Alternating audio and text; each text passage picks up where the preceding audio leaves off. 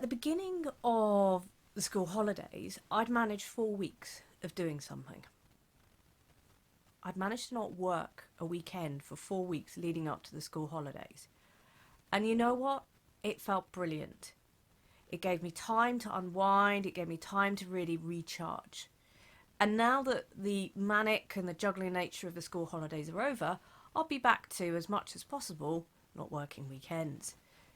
But when, like me, you've been so used to working 6 days really a week, how do you stop work overspilling into the weekends? And that's what I want to talk about.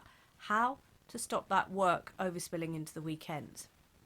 First and foremost, you need to know your why. Because this could be a really big habit change for you. And if you don't know your why, guess what? Work is going to overspill into the weekends. The second thing that you need to do is, I think you really need to consider why you're letting work overspill into weekends. Do a root cause analysis, because it's no good going, I'm not going to work in the weekends, if you don't know what's driving you to do it. Perhaps you've got too much work on. Is that because of a delegation issue? Is that because you can't say no? Is that because actually that's just particularly if you're in your law firm, that's just the nature of what it is you signed up to do? And I do believe at this point you have to be realistic. And once you know what are the key problems, then you can start to address them. Now, once you've addressed those problems, whether it's delegation, I think there are several bits that you have to have in.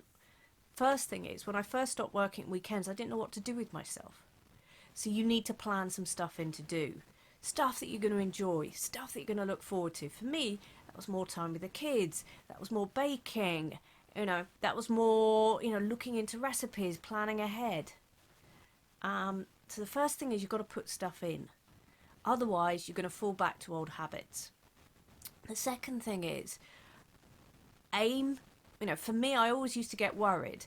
Oh, I've got to do this, this and this. So for me, it was about looking at my list of to-dos and then planning them into the next week so I didn't feel I had to do them at the weekend. But for you, it might be something different. But for everyone, you need to know your why. You need to then root cause what is meaning that you work at weekends so you can put the actions in, and then you've got to have something that you're looking forward to doing at the weekend.